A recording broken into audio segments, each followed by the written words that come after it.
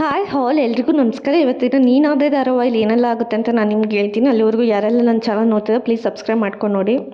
ಸಂಚಿಗೆ ಶುರುವಲ್ಲಿ ಯಾವ ಉದ್ದೇಶ ಇಟ್ಕೊಂಡು ನೀನು ಈ ಮನೆಗೆ ಬಂದಿದ್ದೆ ಅಂತೇಳಿ ದಾಮೋದರ್ ಕೇಳ್ತಿರ್ಬೇಕಾದ್ರೆ ನೀನು ಯಾವ ಉದ್ದೇಶ ಇಟ್ಕೊಂಡು ಬಂದಿಲ್ಲ ಅಂತೇಳಿ ಹೇಳ್ತಿರ್ತಾರೆ. ಹಂಗಿದ್ಮೇಲೆ ಯಾಕೆ ಬಂದೆ ನೀನು ಅಂತ ಅವ್ರ ಮಾವ ಕೇಳ್ತಿರ್ತಾರೆ. ನಾನು ಬಂದಿಲ್ಲ, ವೇದ ನನ್ನ ಕರ್ಕೊಂಡು ಬಂದಿದ್ದು ಅಂತ ಹೇಳ್ತಾ ಇರಬೇಕಾದ್ರೆ ಅದಕ್ಕೆ ಈ ಕಡೆ ದಾಮೋದರ್ ಹೇಳ್ತಿರ್ತಾನೆ, ವೇದ ಕರ್ಕೊಂಡು ಬಂದಿಲ್ಲ ಅಂತ ಹೇಗೆ ಬಂದೆ ನೀನು ಅಂತ ಹೇಳ್ತಿರ್ಬೇಕಾದ್ರೆ ಅಲ್ಲ ಅದಕ್ಕೆ ಅಲ್ವಾ ನೀನು ವಾರದಲ್ಲಿ 2 ಸಲ ಅವಳನ್ನ ಮೀಟ್ ಮಾಡ್ತಿದ್ದೆ ಅಂತ ಹೇಳಿ ಅವನು ಕೂಡ ಹೇಳ್ತಾ ಇರ್ತಾರೆ. ಅದು ನೋಡಿ ಎಲ್ಲರೂ ಕೂಡ ಶಾಕಲ್ಲಿ ಇರ್ತಾರೆ ಕೇಳಿಸ್ಕೊಂಡು. ಇಲ್ಲ, ನಾನು ಅವಳನ್ನ ನೋಡಿದ್ರೆ ಏನೋ ಒಂಥರ ಮನಸ್ಸಿಗೆ ಸಮಾಧಾನ ಆಗುತ್ತೆ, ಅದಕ್ಕೆ ನಾನು ಅವಳನ್ನ ಫೋನ್ ಮಾಡಿ ಕರೆಸ್ಕೊಂಡು ಅವಳನ್ನ ಮೀಟ್ ಮಾಡ್ತಿದ್ದೆ ಹೊರತು ಬೇರೆ ಉದ್ದೇಶ ನನಗಿರಲಿಲ್ಲ ಅಂತ ಹೇಳಿ ಹೇಳ್ತಾ ಇರ್ತಾಳೆ. ಈ ಕಡೆ ಶಕುಂತಲನೂ ಕೂಡ ಬೇರೆ ಉದ್ದೇಶ ಇಲ್ಲಾಂದರೆ ಅದಕ್ಕೆ ಅಲ್ವಾ ಅವಳಿಂದನೇ ನೀನಾಗೆ ಬರೋದಕ್ಕೆ ಈ ಮನೇಲಿ ಆಗಲ್ಲ ಅಂತ ಹೇಳ್ಬಿಟ್ಟು ಅವಳಿಂದನೇ ನೀನು ಈ ಕಡೆ ಅವಳಿಂದನೇ ಈ ಮನೆಗೆ ಬರೋ ಥರ ಮಾಡ್ಕೊಂಡಿದ್ದೆ. ಅದಲ್ಲದೆ ರೆಡ್ ಕಾರ್ಪೆಟ್ ಹಾಕ್ಸ್ಕೊಂಡು ಈ ಕಡೆ ಬಂದಿದ್ದೆ, ನಿಂಗೆ ನಾಚಿಕೆ ಆಗಲ್ವಾ ಅಂತ ಹೇಳಿ ಕಡೆ ದಾಮೋದರ್ ಕೂಡ ಬೈತಾ ಇರ್ತಾನೆ.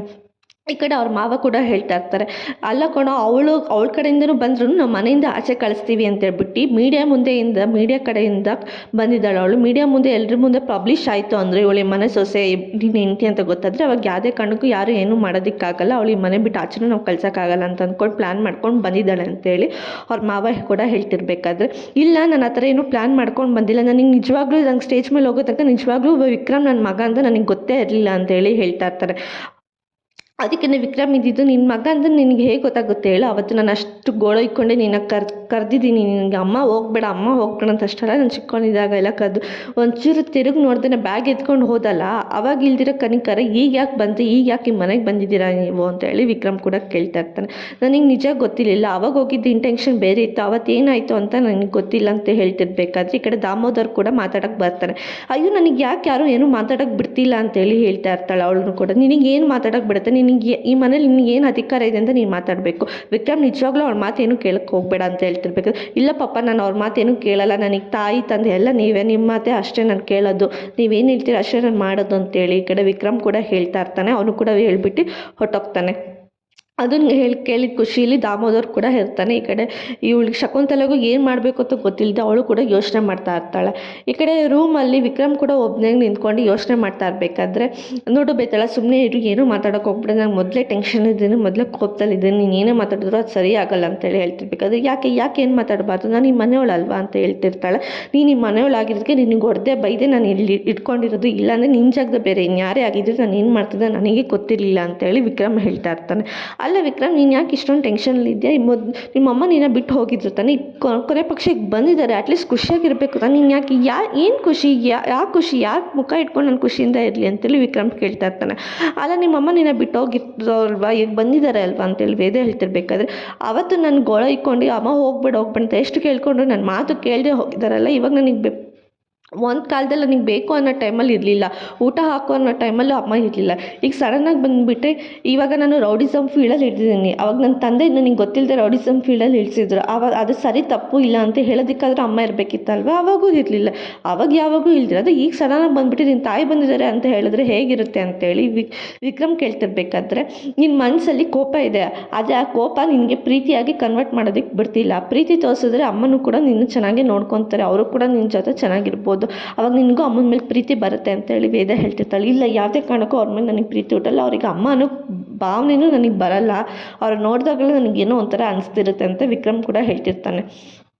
ನೀನು ಹಾಗೆಲ್ಲ ಹೇಳಿದ್ರೆ ಅದೆಲ್ಲ ಸರಿ ಆಗಲ್ಲ ವಿಕ್ರಮ್, ನೀನು ಚೇಂಜ್ ಆಗಬೇಕು, ಎಲ್ಲರೂ ಯಾರೂ ಏನು ಬೇಕು ಅಂತ ಮಾಡಿರಲ್ಲ, ಯಾವುದೋ ಒಂದು ರೀಸನಿಂದ ಅವ್ರು ಹೋಗಿರ್ತಾರೆ ಹೊರತು ಆ ರೀಸನಲ್ಲಿ ನೀನಕ್ಕೆ ಇದು ಮಾಡ್ತೀಯ, ಬಿಟ್ಬಿಡು, ಈಗ ಹೇಗಿದ್ರು ಬಂದಿದ್ದಾರಲ್ಲ ಚೆನ್ನಾಗಿರು ಅಂತ ಹೇಳಿ ಹೇಳ್ತಾ ಇರ್ತಾಳೆ.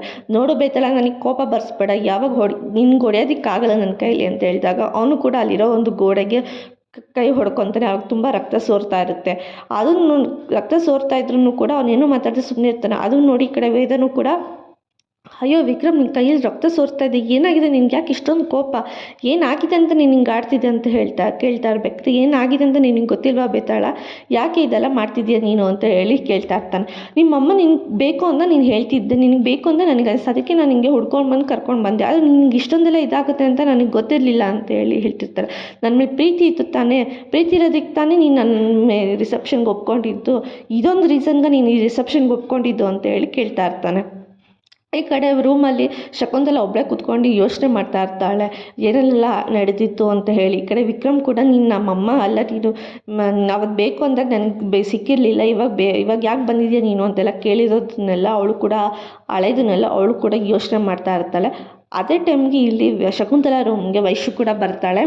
ತಗೋ ಈ ಫೋಟೋ ತಗೋ, ನಂಗೆ ಬೇಡ ಅಂತ ಹೇಳ್ತಾಳೆ. ಯಾಕೆ ವೈಶು ಏನಾಯಿತು ನಿನಗೆ ಅಂತ ಕೇಳಿದಾಗ, ಇಷ್ಟು ದಿನ ನನಗೆ ಯಾರು ತಂದೆ ಅಂತ ನನಗೆ ಹೇಳಿರಲಿಲ್ಲ, ಈ ಕೊನೆ ಪಕ್ಷ ತಂದೆ ಯಾರು ಅಂತ ಹೇಳ್ದಲ್ಲ, ನನಗೆ ಎಷ್ಟು ಬೇಜಾರಾಯಿತು ಗೊತ್ತಾ. ನಾನು ಸ್ಕೂಲ್ ಟೈಮಿಂದ ಕಾಲೇಜ್ ಟೈಮಿಂದ ಪ್ರತಿ ಸಲ ನಾನು ಎಷ್ಟು ಅವಮಾನ ಅನುಭವಿಸಿದ್ದೀನಿ ಗೊತ್ತಾ.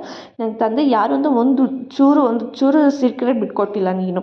ಇವಾಗ ಬಂದ್ಬಿಟ್ಟು ಸಡನ್ನಾಗಿ ನಿನ್ನ ಅಪ್ಪ ಇವರು, ನೀನು ಈ ಮನೆಗೆ ಸೇರಿದವಳು ಅಂತ ಅಂತೆಲ್ಲ ನನಗೆ ಹಿಂಗೆ ಅನಿಸ್ಬೇಕು ಹೇಳು ಅಂತ ಹೇಳ್ತಿರ್ತಾಳೆ. ಆಗಲ್ಲ ಕಣೆ, ಸಾರಿ ಕಣೆ, ಕ್ಷಮಿಸ್ಬಿಡು ನನಗೆ ಅಂತೇಳಿ ಈಗ ಶಕುಂತಲ ಕೇಳ್ತಿರ್ತಾಳೆ. ನಿನ್ನ ಕ್ಷಮೆ ನನಗೆ ಯಾವುದಕ್ಕೂ ಬೇಡ ಅಮ್ಮ, ಅಷ್ಟು ನೋವು ಅನುಭವಿಸಿದ್ದೀನಿ ಗೊತ್ತಾ. ಆ ವೇದ ಬಂದುಬಿಟ್ಟೆ ನಿನ್ನ ಸ್ಟೇಜ್ ಮೇಲೆ ಕರ್ಕೊಂಡು ಹೋದಾಗ ನೀನು ಎಷ್ಟು ಆರಾಮಾಗಿ ಹೋಗಿದ್ದೆ ಅನ್ನೋದು ನನಗೆ ಗೊತ್ತು. ನನಗೇನೂ ಗೊತ್ತಿಲ್ಲದೇನೆ ಅನಾಥರಾಗಿ ನಿಂತಿದ್ದೆ ಗೊತ್ತಾ. ಸ್ಟೇಜಿಂದ ಕೆಳಗೆ ಬಿಕ್ಕಿ ಬಿಕ್ಕಿ ಹೇಳ್ತಾ ಇದ್ದೆ ಗೊತ್ತಾ. ನನ್ನ ತಂದೆ ಯಾರು, ನಾನು ಯಾರು ಹುಟ್ಟಿದ್ದು ಅಂತೇಳಿ ನನಗೆ ಕನ್ಫ್ಯೂಷನ್ ಆಗ್ತಿತ್ತು. ಅಷ್ಟರಲ್ಲಿದ್ದೆ ನೀನು ಒಂದು ಪಕ್ಷ ನನ್ನ ಒಂದು ಸೆಕೆಂಡು ನೀನು ನನ್ನ ಬಗ್ಗೆ ಏನು ಯೋಚನೆ ಮಾಡಿದೆ. ಸ್ಟೇಜ್ ಮೇಲೆ ಹೋಗಿ ನಿಂತ್ಕೊಂಡು ಅವ್ರ ಜೊತೆ ಮೀಡಿಯಾದವ್ರ ಜೊತೆ ಫೋಟೋ ತೆಗೆಸ್ಕೊತಿದ್ದೆ. ಆವಾಗ ನನಗೆ ಹೆಂಗಾಗಿತ್ತು ಹೇಳು ಅಮ್ಮ ಅಂತೇಳಿ ಕೇಳ್ತಾ ಇರ್ತಾಳೆ. ಎಲ್ಲ ಕಡೆ ಅದು ನನಗೆ ಬೇಕು ಅಂತ ಹೇಳಲ್ಲ, ಅದು ಸಡನ್ನಾಗಿ ಬಂದು ವೇದ ಕರ್ಕೊಂಡು ಹೋದ್ಲು ಅಂತೇಳಿ ಹೇಳ್ತಾ ಇರ್ತಾಳೆ. ಕರ್ಕೊಂಡು ಹೋದ್ಲು ಅಂದಿದ ತಕ್ಷಣ ನಾನು ಸ್ಕೂಲು ಕಾಲೇಜಲ್ಲಿ ಇದ್ದರೆ ಎಷ್ಟು ನೋವು ಅನುಭವಿಸಿದ್ದೀನಿ ಗೊತ್ತಾ. ಒಂದು ಸಲನೂ ನಮ್ಮ ಅಪ್ಪ ಯಾರು ಅಂತ ನೀನು ಎಲ್ಲೂ ಬಿಟ್ಕೊಟ್ಟಿಲ್ಲ, ಯಾಕೆ ಈ ಮುಚ್ಚಿಟ್ಟ ಇದು ಸತ್ಯ ಇಲ್ಲ ಅಂತ ಕೇಳಿದಾಗ, ಆಗಲ್ಲ ನಿಮ್ಮ ಅಪ್ಪ ರೌಡಿ ಅಂತ ಅಂದರೆ ನಿನಗೆಲ್ಲಿ ನಿನ್ಗೆ ಪ್ರಾಬ್ಲಮ್ ಆಗುತ್ತೆ. ರೌಡಿ ಫ್ಯಾಮಿಲಿಯಲ್ಲಿ ಹುಟ್ಟಿರೋಳು ನಿನಗೆಲ್ಲಿ ಅಕ್ಕಪಕ್ಕ ಜನ ನಿನಗೇನಾದರೂ ಅಂತಾರೆ ಅಂತ ಹೇಳ್ಬಿಟ್ಟು ನಾನು ಈ ವಿಷಯ ಮುಚ್ಚಿಟ್ಟೆ ಹೊರತು ಬೇರೆ ಇನ್ಯಾ ಇಂಟೆನ್ಷನ್ ಇರಲಿಲ್ಲ ಕಣೆ ಅಂತ ಹೇಳ್ತಾ ಇರ್ತಾಳೆ. ಅಲ್ಲ ನಾನು ಚಿಕ್ಕವಳಿದ್ದಾಗ ಎಷ್ಟು ನೋವು ಅನಿಸಿದೆ ಅಂತ ನನಗೆ ಗೊತ್ತಾ ಅಮ್ಮ. ನೀನು ಯಾರು ಅಲ್ಲ, ನಿಮ್ಮ ಅಮ್ಮಂಗೆ ನಿಮ್ಮ ಅಪ್ಪ ಯಾರು ಅಂತ ಗೊತ್ತಿಲ್ಲ, ನೀನು ಯಾರಿಗೆ ಹುಟ್ಟಿದ್ದು, ನಿನ್ನ ಕ್ಯಾರೆಕ್ಟರ್ ಬಗ್ಗೆ ಎಲ್ಲ ಮಾತಾಡಿದ್ದಾರೆ, ಅದ್ರ ಜೊತೆ ನನ್ನ ಕ್ಯಾರೆಕ್ಟರ್ ಬಗ್ಗೆನೂ ಮಾತಾಡಿದ್ದಾರೆ ಗೊತ್ತಾ. ನಾನು ಯಾರಿಗೆ ಹುಟ್ಟಿದ್ದೀನಿ ಅಂತ ಅವರಿಗೆ ಡೌಟ್, ಅವರೇ ಕೇಳಿದ್ದಾರೆ ನೀನು ಯಾರಿಗೆ ಹುಟ್ಟಿರೋದು ಅಂತೇಳಿ ನನಗೆಲ್ಲ ಕೇಳಿದ್ದಾರೆ. ನನಗೆ ಆ ಥರ ಎಲ್ಲ ಕೇಳಿದಾಗ ಎಷ್ಟು ಸಲ ಅನಿಸುತ್ತೆ ಗೊತ್ತಾ ಬೇಜಾರಾದಾಗ. ನೀನು ಕಾಲೇಜ್ ಫಾರ್ಮಲ್ಲೆಲ್ಲ ನಿನ್ನ ಹೆಸರು ಬರೆದು ಫಿಲ್ ಮಾಡ್ತಿದ್ದೆ, ಅಪ್ಪ ಅನ್ನೋ ಹೆಸರಲ್ಲಿ ಬರೀ ಒಂದು ಸ್ಕ್ರ್ಯಾಚ್ ಹಾಕ್ಬಿಟ್ಟು ಸುಮ್ಮನೆ ಹಾಕ್ಬಿಡ್ತಿದ್ದೆ ಹೊರತು ಅದರಲ್ಲಿ ಎಷ್ಟು ನಾನು ನೋವು ಅನುಭವಿಸಿದ್ದೆ, ಎಷ್ಟು ಕಷ್ಟ ಅನುಭವಿಸಿದ್ದೆ ಅದು ನನಗೆ ಮಾತ್ರ ಗೊತ್ತಾ. ಆ ನೋವೆಲ್ಲ ನಿನ್ನ ಮುಂದೆ ನಾನು ಹೇಳ್ಕೊಟ್ಟಿರಲಿಲ್ಲ, ಅದು ಇವಾಗ ಹೇಳ್ತಿದ್ದೀನಿ ನೋಡು, ಯಾವುದೇ ಕಾರಣಕ್ಕೂ ನಿನ್ನನ್ನು ಕ್ಷಮಿಸಲ್ಲ ಅಂತ ಹೇಳಿ ಅವಳು ಕೂಡ ವೈಶುನು ಕೂಡ ಅಲ್ಲಿಂದ ಹೊರಟೋಗ್ತಾಳೆ. ಆ ಫೋಟೋ ಇಟ್ಕೊಂಡು ಅವಳು ಕೂಡ ಹಳೆದನ್ನೆಲ್ಲ ನೆನಪು ಮಾಡ್ಕೊತಿದ್ದಾಳೆ. ನಾನು ಬೇಕಂತ ಸತ್ಯ ಮುಚ್ಚಿಟ್ಟಿಲ್ಲ ವೈಶು, ನಾನು ನಿನಗೋಸ್ಕರ ಈ ಸತ್ಯ ಮುಚ್ಚಿಟ್ಟಿದ್ದು ಅಂತೇಳಿ ಅವಳು ಫೋಟೋ ನೋಡಿ ಅಳ್ತಾ ಇರ್ತಾಳೆ. ಈ ಕಡೆ ಇದನ್ನೆಲ್ಲ ಯಾರಿಗೋಸ್ಕರ ಮಾಡ್ತಿದ್ದೆ ನೀನು ವಿಕ್ರಮ್ ಕೇಳ್ತಾ ಇರ್ತಾನೆ ವೇದ ನಿನಗೋಸ್ಕರ ಅಂತ ಹೇಳ್ತಾಳೆ. ಇದಕ್ಕೆ ಅಂತ ಕೇಳಿದಾಗ, ನೀನು ನಿನ್ನ ಪ್ರೀತಿಸಿದ್ದೀನಲ್ಲ ಅದಕ್ಕೋಸ್ಕರ ನಾನು ಇದನ್ನು ಮಾಡ್ತಾಯಿದ್ದೀನಿ ಅಂತೇಳಿ ಈ ಕಡೆ ವೇದ ಕೂಡ ಹೇಳ್ತಿರ್ತಾಳೆ.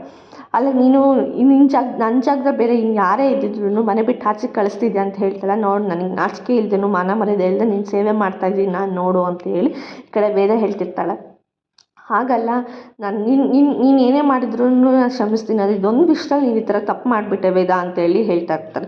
ನಾನು ತಪ್ಪು ಮಾಡಿದೆ ಅಂತ ನಿನಗೆ ಅನಿಸ್ತಿದ್ಯಾ ಅಂತ ಕೇಳ್ತಾರೆ. ಹೌದು ನೀನು ತಪ್ಪು ಮಾಡಿದೆ ಅಂತ ಈ ಕಡೆ ವಿಕ್ರಮ್ ಹೇಳ್ತಿರ್ಬೇಕಾದ್ರೆ, ಇಲ್ಲ ನಾನು ತಪ್ಪು ಮಾಡಿದೆ ಅಂತ ನನಗೆ ಯಾವ ಅನಿಸ್ತಿಲ್ಲ ಇದುವರೆಗೂ ಅಂತ ಹೇಳ್ತಾರೆ. ನೀನು ಕಳ್ದೋಗಿದ್ರೆ ನಿಮ್ಮಮ್ಮ, ನಿನಗೆ ಗೊತ್ತಿಲ್ದಿರೋ ನಿಮ್ಮಮ್ಮನ ನಾನು ಹುಡ್ಕೊಂಡು ಕರ್ಕೊಂಡು ಬಂದಿದ್ದೀನಿ, ಆದರೆ ಅದನ್ನು ನನಗೆ ಸರಿ ಅಂತ ಅನಿಸ್ತಿದ್ದೆ. ನೀನು ಅಂದ್ಕೊಂಡಿದ್ದು ನಿನಗೆ ತಪ್ಪು ಅಂತ ಅನಿಸ್ಬೋದು, ಅದು ನನಗೆ ತಪ್ಪು ಅಂತ ಅನಿಸ್ತಿಲ್ಲ ಅಂತೇಳಿ ಈ ಕಡೆ ವೇದ ಹೇಳ್ತಾ ಇರ್ತಾಳೆ.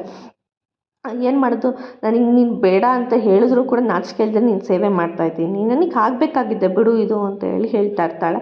ಅಯ್ಯೋ ಆ ಥರ ಅಲ್ಲ ವೇದ, ನಿನ್ನ ಜಾಗದ ಬೇರೆ ಆಗಿದ್ದು ಇಷ್ಟೊತ್ತಿಗೆ ಏನು ಮಾಡ್ತಿದ್ದೆ ಅಂತ ನನಗೆ ಗೊತ್ತಿಲ್ಲ, ಆದರೆ ನನಗೆ ನಿನ್ನ ಮೇಲೆ ತುಂಬ ಪ್ರೀತಿ ಇದೆ, ಹಂಗಾಗಿ ನಾನು ಸುಮ್ಮನೆ ಇದ್ದೀನಿ ಹೊರತು ಬೇರೆ ಇನ್ನೇನು ಅಲ್ಲ ಅಂತ ಹೇಳಿ ಕಡೆ ವಿಕ್ರಮ್ ಕೂಡ ಹೇಳ್ತಾ ಇರ್ತಾನೆ. ನೋಡು ವಿಕ್ರಮ್, ನೀನು ಏನೇ ಆದರೂ ಅಂದ್ಕೊ, ನಾನು ಮಾಡಿದ್ದು ಸರಿ ಅಂತ ನನಗೆ ಗೊತ್ತು, ಬಟ್ ನಿನ್ನಿಷ್ಟ, ನೀನು ಏನು ಮಾಡಬೇಕು ಅಂತ ಅಂದ್ಕೊಂಡಿದ್ದೆ ಅದು ನೀನು ಮಾಡು ಅಂತ ಹೇಳಿ ಈ ಕಡೆ ವೇದ ಕೂಡ ಅಲ್ಲಿಂದ ಹೊರಟೋಗ್ತಾಳೆ. ವೇದ ಹೋಗ್ಬೇಕಾದ್ರೆ ಹೇಳ್ತಾಳೆ, ಯೋಚನೆ ಮಾಡು, ನಾನು ಮಾಡಿರೋದು ಕರೆಕ್ಟ್ ಅಂತ ನನಗೆ ಅನಿಸ್ತಿದೆ ಅಂತ ಹೇಳಿ ಕೂಡ ವೇದ ಹೇಳ್ಬಿಟ್ಟು ಹೊರಟೋಗ್ತಾಳೆ. ಈ ಕಡೆ ಕೈಗಾಗಿರೋ ಗಾಯ ಕೂಡ ಅವನು ಕೂಡ ಒಂದು ಕಡೆ ಕೂತ್ಕೊಂಡು ಅವನು ನೆನ್ಪು ಮಾಡ್ಕೊತಾ ಇರ್ತಾರೆ. ಅವ್ರ ಅಮ್ಮ ಅವನನ್ನು ಎಷ್ಟು ಪ್ರೀತಿ ಮಾಡ್ತಿದ್ರು, ಈಗ ಸಡನ್ನಾಗಿ ಯಾಕೆ ಬಂದರು ಏನು ಅಂತೇಳಿ ಒಂದು ಕಡೆ ವಿಕ್ರಮ್ ಯೋಚನೆ ಮಾಡ್ತಿದ್ರೆ, ಈ ಕಡೆ ನಾನು ಮಾಡಿರೋ ತಪ್ಪ ಸರಿನ ಏನು ಇತ್ತ ಅಂತೇಳಿ ಈ ಕಡೆ ಒಂದು ಕಡೆ ವೇದ ಯೋಚನೆ ಮಾಡ್ತಿರ್ತಾಳೆ. ಈ ಕಡೆ ಇನ್ನೊಂದು ಕಡೆ ಶಕುಂತಲನೂ ಕೂಡ ಕೂತ್ಕೊಂಡು ಯೋಚನೆ ಮಾಡ್ತಾ ಇರ್ತಾಳೆ. ಇನ್ನೊಂದು ಕಡೆ ದಾಮೋದರ್ ಕೂಡ ಕೂತ್ಕೊಂಡು ಕೂಡ ಯೋಚನೆ ಮಾಡ್ತಾ ಇರ್ತಾನೆ. ಎಲ್ಲರೂ ಕೂತ್ಕೊಂಡು ಯೋಚನೆ ಮಾಡ್ತಾ ಇರಬೇಕಾದ್ರೆ ಈ ಕಡೆ ವೈಶುನು ಒಬ್ಬಳೇ ಕೂತ್ಕೊಂಡು ಸರ್ಟಿಫಿಕೇಟ್ ಇಟ್ಕೊಂಡು ಅವ್ರ ಅಪ್ಪನ ಹೆಸರು ಇಲ್ಲ ಅನ್ನೋದನ್ನ ನೆನ್ಪು ಮಾಡಿಕೊಂಡು ಅವಳು ಕೂಡ ಯೋಚನೆ ಮಾಡ್ತಾ ಇರ್ತಾಳೆ. ಈ ಕಡೆ ವೀರು ಕೂಡ ಕುಟ್ಕೊಂಡು ಅವನು ಕೂಡ ಗೊಂಬೆ ಬಂದು ಏನು ಮಾತಾಡಿದ್ದಾಳೆ, ಗುಲಾಬಿ ಬಂದು ಏನು ಮಾತಾಡಿದ ಅದನ್ನು ಕೂಡ ಯೋಚನೆ ಮಾಡ್ತಾ ಇರ್ತಾಳೆ. ಈ ಕಡೆ ಸ್ಟೇಜ್ ಮೇಲೆ ಏನೇನೆಲ್ಲ ಆಯಿತು, ಹೆಂಗೆ